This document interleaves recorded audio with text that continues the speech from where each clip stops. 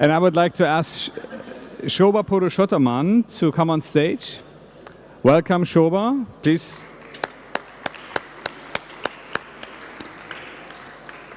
Please introduce your guests. And the topic we have today is The Robots Are Here, how Asia and Berlin are tackling the impact of AI on workforces, which is a very challenging topic and a very exciting topic. And we are very happy to have you here. Shoba, stage is yours.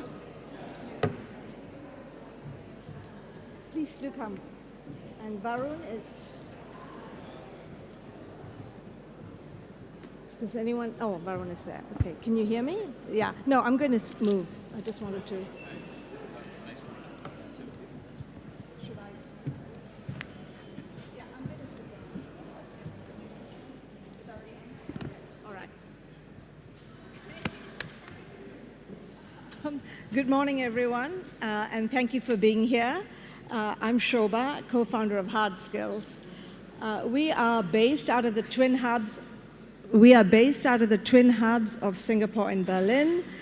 And the topic today, how we can make our workforces adaptable to AI, is something that's very close to my heart and our mission, because we help organizations prepare their workforces with the human skills that allow us to remain relevant, renew ourselves as the world of work changes. I am very delighted to have a very broad cross-section of panelists here today who can speak across multiple different pockets of society. And it's also a group that has a lot of exposure to what is going on around the world. The perspective you're going to take today is not whether or not AI is good or bad and whether humans are going to become extinct, but really, if you look at the two big pockets of the theme of this conference, which is Asia and Berlin, we are both going to be impacted by AI, but in different ways. So how can we learn from each other? How can we build deeper connections? And how can we support and help each other? The backdrop is that Germany is one of the world's strongest economies. It has one of the biggest current account surpluses in the world, and it has dominated industrial technology for decades, right? But with a median age of 46 years old, the German workforce can't keep up with the demand of the nation for technologists and tech engineering talent. There is at any given time, 300,000 open jobs in technology that go unfilled in Germany.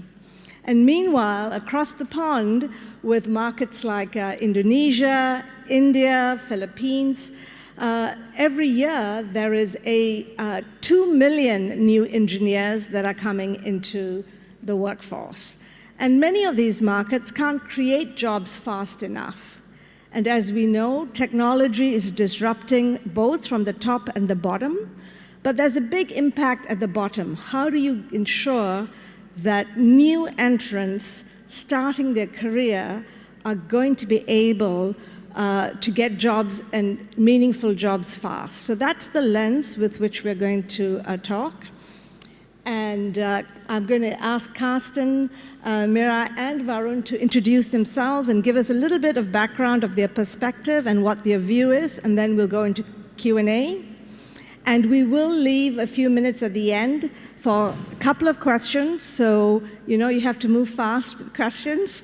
So prepare them. And yeah, so as Dr.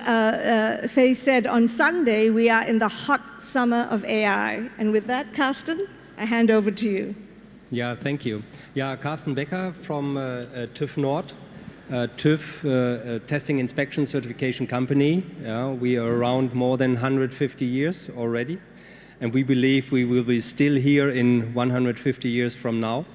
So you can imagine that there was a lot of adjustment necessary in the past to always adjust to new technologies which came up. And so We know what we can expect when such big changes as AI really happening. About TÜV, many people think about cars when they think about TÜV, yeah? But in fact, the biggest business unit within our company is industrial services, so from food laboratories in Indonesia, in Thailand, in India, to nuclear power plants. We do all these industrial services stuff. And for us, really, AI is a big topic for several years. And especially for 5 years, or since 5 years, we are really doing a lot in that area. Yeah? And that on a global level. TÜV Nord has subsidiaries in more than 40 countries. We are active in more than 70 countries, so doing a lot in that area. And we developed a framework to select the right AI projects based on the impact base of, is the technology ready to use, these kind of things, of course also costs and complexity. And we already started more than 20 AI projects within our group to really make use of all these big chances which come with AI.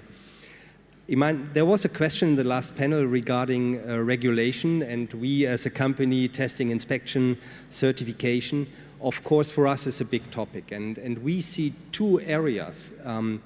One is how can we adjust our business to certify AI, to make it safe for everybody to use, but on the other hand, to use AI really to help our customers to get better business and better results out of it. I do not believe that AI will solve the issue you just mentioned at the beginning. This will not be an easy task. Just now AI is there, we have a shortage of 300,000 people, so everything will be fine. Totally not believe that. We still have to wait for our bags at the Berlin airport then, for a while. Thank you. Mirja? Yeah, my name is Mirja Telzerow. I'm from Kearney. Kearney is a global management consultancy. We are 90 years old, and I strongly believe we will also survive the next 90 years because there's so many topics in the market where I think many companies need our support and our help. Yeah, I'm working as a HR director in Europe. In Europe, we have 1,500 employees across different practices, so from automotive to consumer goods, and also in different practices with regards to services, so from supply chain management and digital transformation. I will come to this in a second as well. Around the globe, 5,000 people. Based in Chicago, and our heart is really at the client side, supporting clients around the globe, how to develop their business, how to change and support their employees on that. When working as an HR director, of course, my people are the closest to me, the 1,500. And also AI affects them. But I'm also supporting other HR organizations in transforming and supporting their business, so our clients. And when I'm talking about HR and AI, it is often a question on, what about the jobs? And this is the imminent question many CEOs have to tackle. And I often say, it's not about the jobs, it's about the task. And therefore, it is an opportunity. It is an opportunity, especially when talking about Germany, as you just mentioned it, the 300,000 tech capabilities we are lacking at the moment. And I'm sure this is an optimistic figure. I think it's even higher, to be honest. So, and when we see this every day when we are consulting clients in the digitalization and digital transformation, where they say, okay, how should we do it? We lack the talents. So now many say, AI is coming on top of that. So the challenge is there, and AI is coming on top, and that's true. This is really true. This is true from my perspective in Germany. This is true with regards to digitalization. This is true to what I've seen the last, I would say, 5 years with regards to digital transformation. But it's also an opportunity, especially for us in Germany, because I truly believe that it might accelerate the digital transformation. It might accelerate also the path for many companies now move into the digitalization with AI even further. And I think it is also an opportunity for many, many employees and the workforce to take the opportunity and to harness the potential the AI is bringing now. And I think the key aspect on this is the reskilling and upskilling, first upskilling and then reskilling.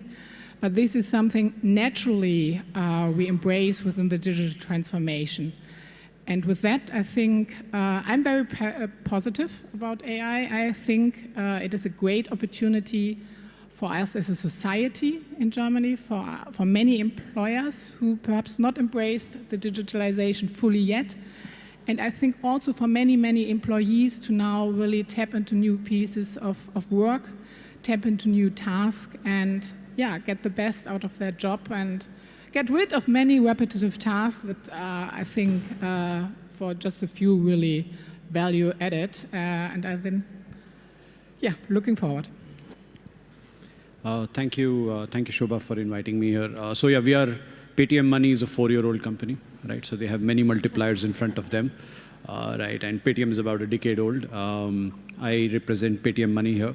And I think I'll give you a different perspective to AI. You know, when somebody made aeroplanes, everybody said, oh my God, the shipping industry is going to die, right? The shipping industry didn't die, they got transformed to cruises. Then when somebody invented an elevator, you know, buildings went taller, right? Then when somebody invented a smartphone, the world changed. You remember the days we used to call each other and SMS, it became data, then it became WhatsApp, right? I think the human DNA, the way we are all structured, is to improvise and improve, right? We are the greatest productivity hacks in the whole world, right? Whoever made us did a great job of making what we are, and that's why no computer has come close till maybe the word AI became popular, right? To actually replicate the human brain, right? And that's what is happening, right? And we must accept that maybe we are at that moment in our lives where yet again, fundamentally, the elevator is walking into our life, the aeroplane is coming into our life, right? Smartphones are coming, data is becoming the new oil, as they used to call it, and so on and so forth, right? And I think that change is happening as we speak.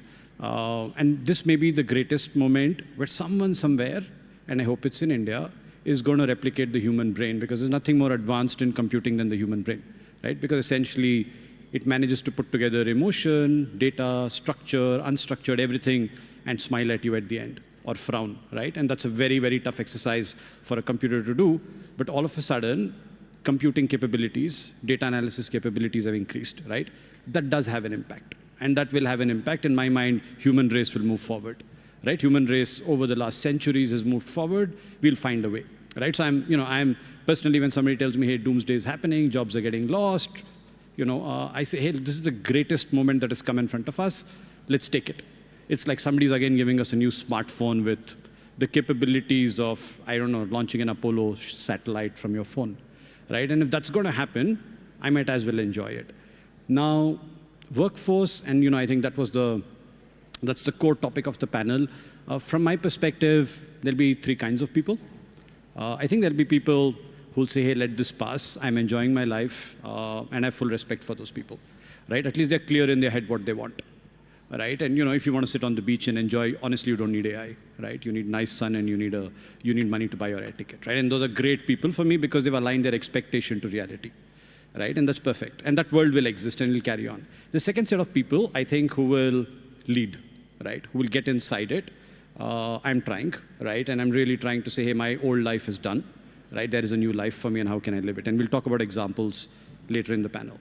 And I think those set of people will reskill, will go down, will understand data sets, will understand what is needed, will come to Berlin, will go to San Francisco, will go to Bangalore, will go to Pune, will go wherever necessary, but knowledge has to be gained. And that set of people, I think, will really lead this revolution. Normally, there are only 1%, 2% of people who actually get going, right? But that's the second set. The third set is what worries me, right? The third set are people in between, right? And the third set aren't going to make a choice. They're going to wait, and they're going to hope that somebody takes care of them. And I think when I look at my employees, that's what I tell them. I say, choose which one are you, right? And once you choose, I think it's an organization's role, it's a society's role, it's the parent's role, whoever is helping you, including yourself, to get going, right? And maybe during the questions later, we could talk about something that we are starting to do, which is called a failure budget, right? And many other very practical things. But for now, I will hold on. But over to you. Thanks very much. So that's a good backdrop. And I want to go back to Carsten, right? What you said at the start, that you don't necessarily think AI is going to be able to solve some of the challenges. And we talked about this ahead of the panel as well. Tell us a little bit more about that. Why, what is going to stand in the way? Yeah, I think we are really in the middle of the journey to get all the companies, the industry digitalized. And out of nowhere, somebody added AI to this equation. Yeah? And now it's even harder for companies to adjust to this new world.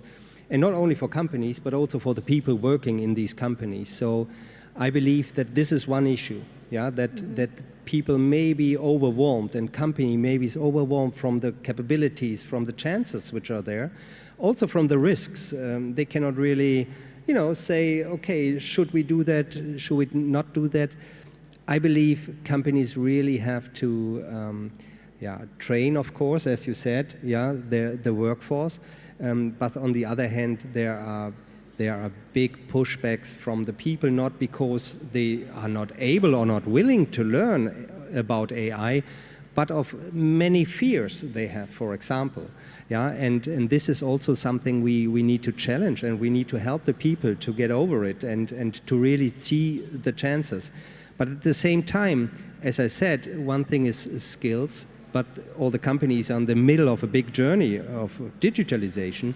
So you really need the commitment, you really need the money which is needed to make these changes. So you really need an organizational changes within the companies. Right. You need departments to really tackle these kind of things, and you need the infrastructure, which is the next issue. When you look, I mean, not talking about TÜV Nord. Yeah, we are great in digitalization and we close to already be there. But when you look at some companies, what is their level of digital infrastructure?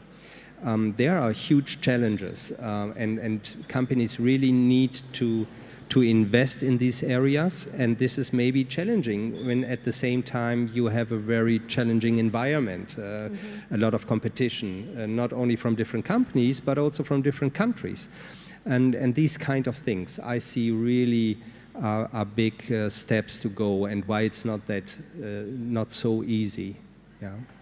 Yeah, and yesterday we heard a number of speakers, the panelists from Siemens and SAP, talking about how they are, competition is coming from everywhere.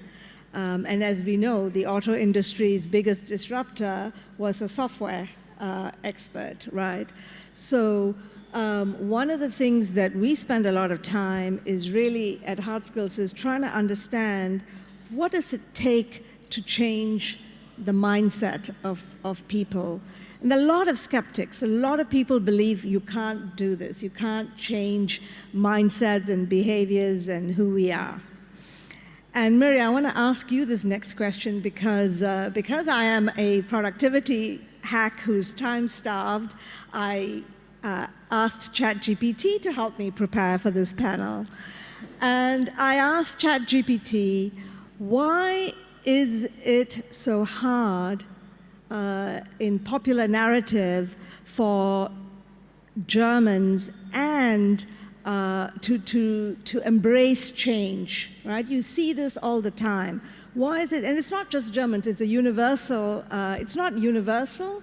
There are other markets where you find the DNA there's a fear of change, there is not a recognition. So I asked ChatGPT, why is it so hard to change the German mindset? And the response was, Germany's economy was built on the Industrial Revolution, and in creating frameworks, hardware, and systems that are very process-oriented. And it's very deep, right? It's very sequential, it's precision, it is order. And this is what has resulted in the huge success. So Mirja, what are you telling your clients? Do you think this DNA can become fluid, comfortable with ambiguity, deal with uncertainty? Yeah, first of all, thanks goodness, I do not have only German clients, so there are also some other ones, which might be a bit easier following you. But I think I agree to some extent. Yeah, I think in every corporate, in every organization, it is very difficult to get in change. Difficult or different aspects, fear, not sure what it's about, unclear communication, not aligned behavior in the leadership. That is everywhere, I would say. If it is corporates, if it is government, if it is my golf club, it's the same. So I think to some extent this is something we tackle all the time. Also in the digital transformation, we had to think about it 10, 15 years back. Coming to the Germans now, I agree with you, very process-oriented, that's true, and also to some extent proud on what's there. And I think to some extent perhaps also it's about the comfort zone. Yeah? So why to change if everything is working now? Never change a running system. I think it's a US saying, but perfectly applies for Germany, I would say. I think it is about really making the case for change. That is now a consultant buzzword, apologies for that, but it is about the case for change. Explaining people the why, the what, and the how. And this really in a way that address the personal needs, so and which are very different, which are different in the automotive manufacturer to the HR consultant, to the finance person sitting there. And I think this is what we really urgently have to learn, because I think it's a quick path we are moving on. I think it is something where especially my call is to the senior leadership, to the CEOs, to the board, to really be aware of this, which is, I think, not often, not always, I would say, not always the case. And having the senior leadership, having the CEOs, the boards there, and really moving forward, having an honest conversation with the people about the risk, about the opportunities, what does it mean for them, and how does the future look like? I think that helps in any change, but especially in this change we are having ahead of us. Well, that's a nice transition. We have a CEO here of a very young organization, and the story of PayTm Money, and PayTm replicates or magnifies, in a sense, the India story, right? Very rapid acceleration, in large part due to the bench strength of almost an unlimited supply of tech talent. You mentioned a little bit about the failure budget. Did I hear correctly? Yep. Yeah, tell us how are you, is there a need to rewire a young organization? No, I'll maybe, because there's this whole thing about India having tons of engineers, right, which I kind of disagree to, and I'll tell you why. Our recruitment ratio right now is 500 candidates who apply, one gets selected. Actually, 2 get selected, one decides not to choose us, and one chooses us, right, which is part of life, right? Yeah. You know, best people know their value, and they adjust, and they exactly know what to do, right? So I think this whole, there is obviously a ton of engineers in a country of 1.2 billion people, but I think the question is of talent, of knowledge, of depth, right? And I think, you know, obviously it's much better than Germany in my mind. It's much better than France, where I used to work before. But I think if you look at India, that's a core strength for sure. Having said that, I think let's just take a use case and maybe go a bit deep and understand, and I'll come back to failure budget as part of that answer. So in the stock market business, you know, which is a platform I run, an investing platform, we do about 150 million transactions, right? Now, when you do that, there is something called algorithmic trading, which many of you would have heard about. It's called algo trading, right? Today, on the Indian markets, at any given day, let's say about 50 million transactions go through, which makes us maybe in the world much larger than the American in terms of number of transactions, if a technology is already at scale. But 40% of all those transactions are bots, right? So it is people who've programmed computers on Python to fight with each other on the markets. It's not me trading you. It's normally 40% of the times me trading a computer, right? Now, till about 6 months back, we have an algo trading platform where at any given point, we would be computing about 8 million calculations in a split second, right? So in about 2 seconds, you're doing 8 million calculations of data points and arriving at should you buy a stock or not. As simple as that, right? Now, those calculations go behind. I think what AI, OpenAI, ability to train language models does, all of a sudden, is gives us the capability to move that 8 million to, let's say, 100 million. And back to his point, which I thought was very valid, that means new infrastructure, right? Now, how do you solve that problem? Because all of a sudden, there is a computer that can understand somebody writing a research report because I know that that person, when he's pessimistic, he's actually optimistic. That's what language models can do. And I do understand that some bank reports are conservative. So if they're ultra conservative, it means the problem is not too bad, right? Like if you were to listen to a certain media house and you would say they're always writing negative, so the fact that they write something neutral should be considered very positive. That the human mind could compute, now an AI model will do it in a split second across the world for sentiment data, right? So all of a sudden you have mathematical data, you have sentiment data, right?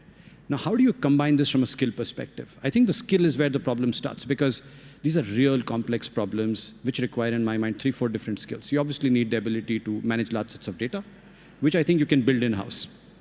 But I think the truth is, somehow, somewhere, there are startups cracking the problem much better, in my mind, than large corporates.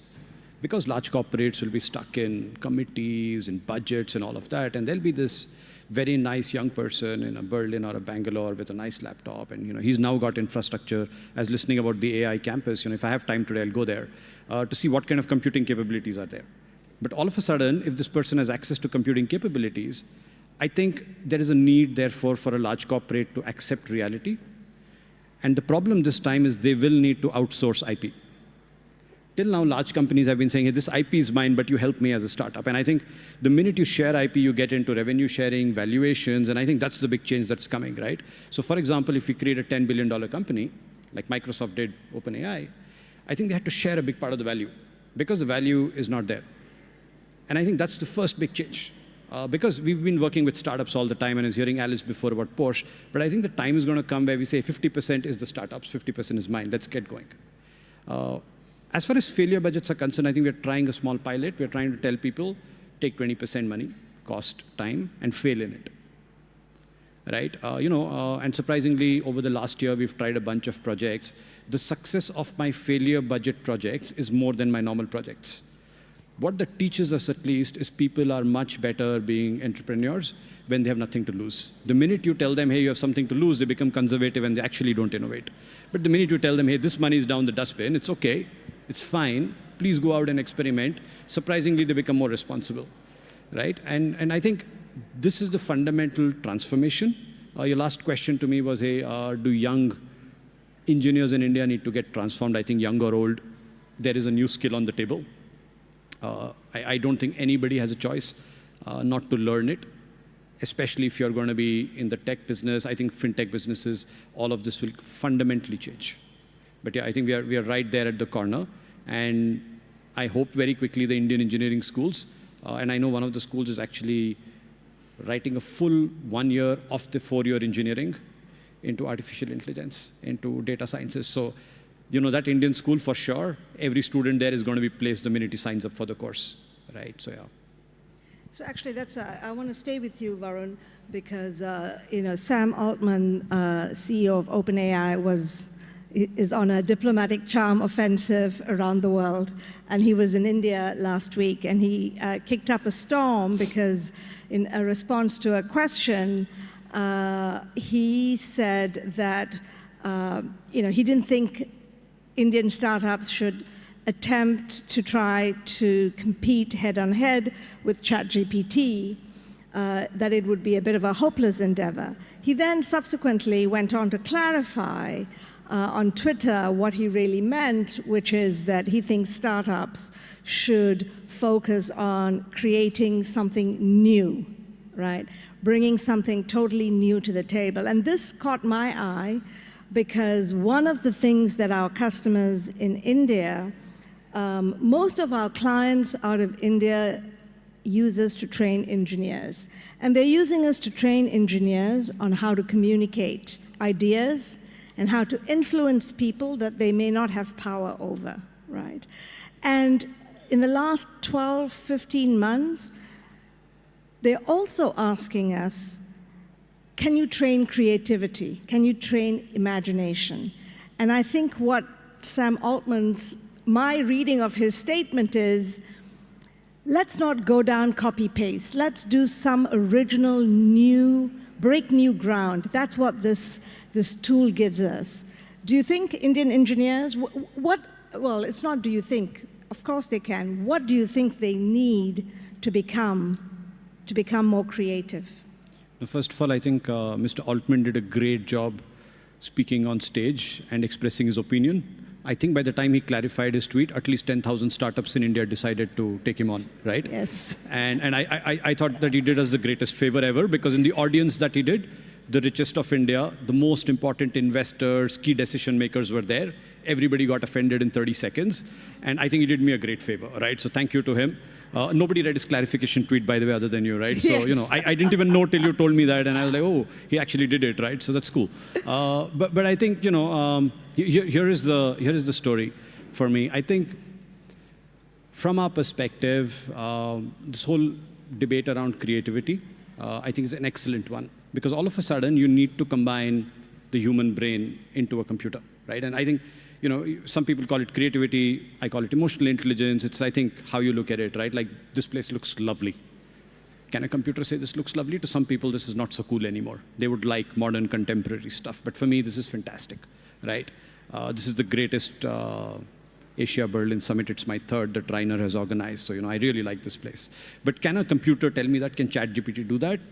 In some time, yes, right? But not today. And I think India is not only a country of engineers. We've got the greatest design schools. We've got the greatest creative people out there. And the reason for that, I think, goes back to history of us speaking 30 different languages. And each language is as different as Chinese and German and English and so on, right? So, from an open language learning perspective, I think Indians have to design for their own sake. Because at the end, if you're writing in Tamil, Tamil looks a million times different than any other language that you can understand. So it has to be localized. There is little or no choice for that. And I think that creative energy has to come in. The trick for me lies in building those great ecosystems together. What I fear can happen is that this becomes an engineering problem to solve. Whereas you're bang on, it's not an engineering problem, it's a human problem. It's the greatest human opportunity in front of us. Right? So when flights took off, it was a question of regulation, and somebody had asked that question before, saying, hey, what about regulations? I think it's about solving regulation. It's about solving creativity. It's about solving the maths of it. It's about giving the infrastructure for it, right? And, India started building great highways, but I was having a chat with somebody important in the government. I was saying, let's build the greatest computing power. Because the minute we're able to build what we need 30 years from today, it'll get solved. So I think it's about creating that ecosystem. And I'm quite confident after last week, there's a fire all of a sudden saying, hey, we should do this, right? And I'm therefore very positive. And I think, at least I'm a believer that everybody has a very sharp skill. And a left brain can't become a right brain and excel in that. Some people are excellent. But on an average, if we need 25 million people working on AI, which is what we should do as India, then I think we need to have different kinds of sets and different kinds of expertise. But we need to put those 25 million people in a room, right? Yeah. And Carsten, as you listen to all of this and you think about your customers, right, who are really a captive audience, what would your advice be to these organizations on what they can control in terms of, perhaps infrastructure is not something they can immediately, it takes time for that, but what should they be focused on? Yeah, I mean, you need bold decisions. Yeah, of course, you cannot have the infrastructure overnight, but the more important thing to do is to make the decision that you want to have it in place, because very often you see all these discussions and then you just say, oh, hopefully in 1 year nobody's talking about it. But this will not go away. AI will not go away. Yeah, maybe it will be a little bit more silence because the hype is maybe a little bit over. But we definitely will see all these industrial solutions which really reinvent the way how we are working, and we already seen it. Yesterday I talked to a colleague in Thailand who said here the dentist is using AI just to make it faster to do the diagnosis. Try that in Germany. I'm pretty sure next time I will ask my dentist if he already think about it. So the speed to get started is very important from my point of view. And then, of course, I mean, risk is a big issue, and I believe that regulation could be something which really helps us to somehow manage these risks. On the other hand, you also have to look on the opportunity. You have to look what can do AI for me and not only where can it harm me. And there are a lot of areas where AI is maybe the risks everybody's seeing is not that big when you really look into it. You have to make sure that you really look also on the chances and that you, of course, get the people where they are when we look at the workforce. So, for example, we always try to explain technology. A lot of the fear people have to make use of it really comes from, I have no plan what they are talking about, but I'm also too afraid to ask. Right. And so we offer a lot of opportunities to really, in a friendly environment, let's say, to really get used to the technology, to understand the technology, to be part of the thinking, of the journey, being part of the whole change which is going on. And if people really, if you honestly let people participate, they will be much more open to think about all the things which comes with us. Yeah, and that's, I want to go to the audience, but before that, just a quick question for you, Mirja, picking up from that. Who do you think is responsible for getting that workforce to become a participant and to get upskilled, reskilled, ready? I think it's a triangle. The triangle are employees, so the workforce. It is employer, the leadership, the management, and it's also to some extent the government, I would say. The government, I think it starts at school, so it's nothing that starts somewhere when you're 20 years old, but it starts early in school, and I think in Germany we are not there yet, so some topics to be done. It continues in university, and I think it is also about, from a governmental perspective, to foster this idea of lifelong learning.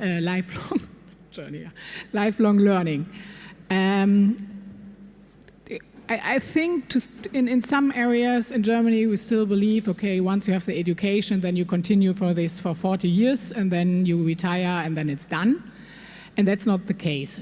That wasn't the case 20 years back, but now even less. And I think that is about this lifelong learning, also supported, subsidized to some extent by the government. If we are talking about lack of people in the workforce, why not train a 50-year-old sales engineer in new AI skills? I think that is a no-brainer for me.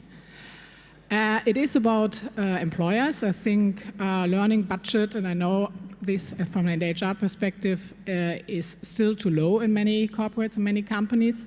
That has to be extended for technical skills, but also what you just said, also for soft skills, so to say, for skills in creativity, for empathy, for leadership, etc. And then it's, of course, also about the employees, so the people themselves.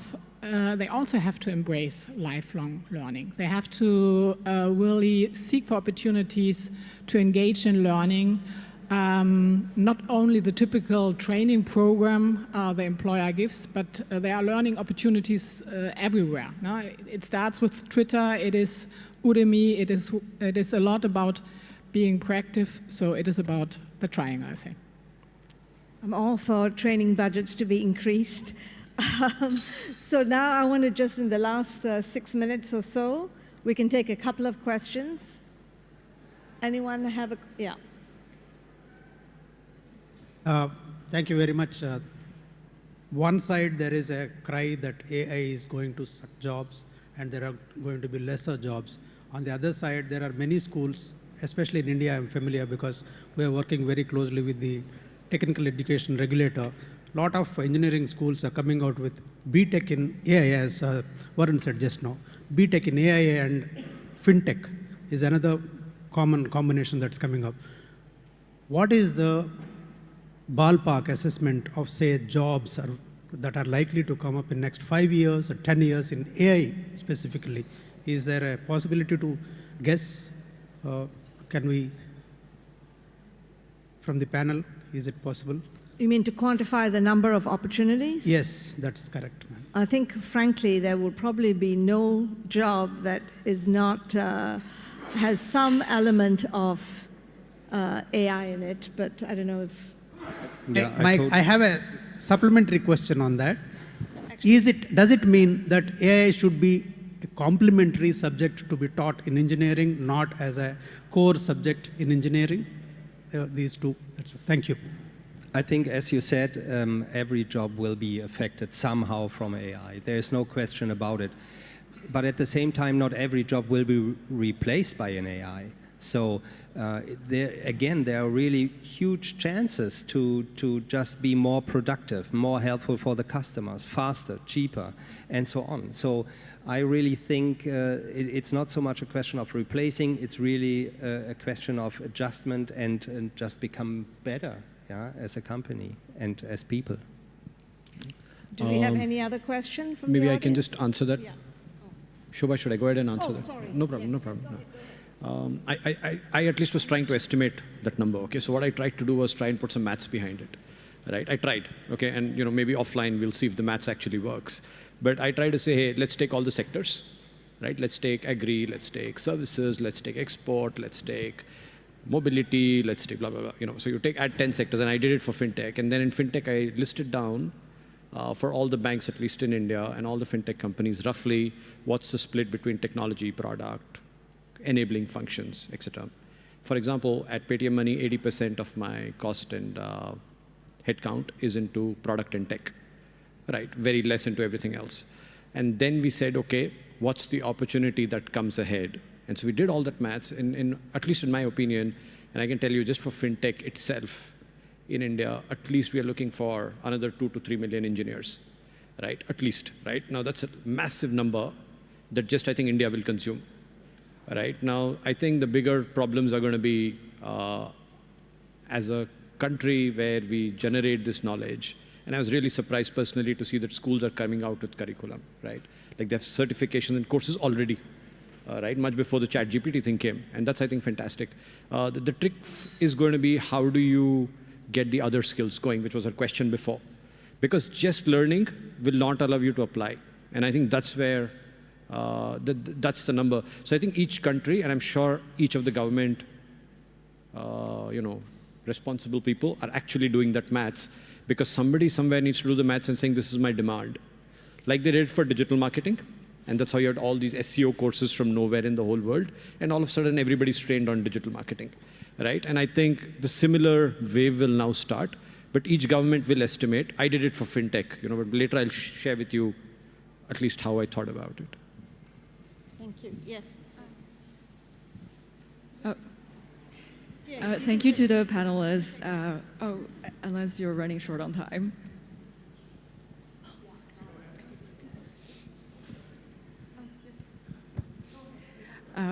Okay, so I'll ask the question first. There's also somebody in the background. Yeah, no worries. The light is blinding. But thank you to the panelists. I love that there is a very diverse experience. So my question is more about AI, as we know, is really based on scale. So I want to ask about what do you think for small and mid-sized companies the differentiators might be if AI is building for scale, and the more scale you have, the better model, like the more efficiency you have. And also, what is the differentiator for Berlin specifically? And all in all, is it better in the age of AI to think about regional and individual advances, or should we all come together and all build together for scale? Thank you. Perhaps on the mid-sized question for mid-sized companies, what I understood, I think indeed the challenge, at least in Germany, for mid-sized companies will be even better. So it will be even higher. What we see is if we compare the digitalization between corporates to smaller companies, there's a huge gap still. Yeah. And anyway, in Germany, we have a gap to other countries. So the gap is there. The gap will be bigger for mid-sized to smaller companies. And here I would say that especially from a government perspective, there is more support needed to really get the transformation of these mid-sized companies possible. Otherwise, I think in terms of investments, it would be too challenging for them. Can I supplement the answer, Shoba? Do we have time? I'll give you an example for a small business, which maybe makes it very relevant.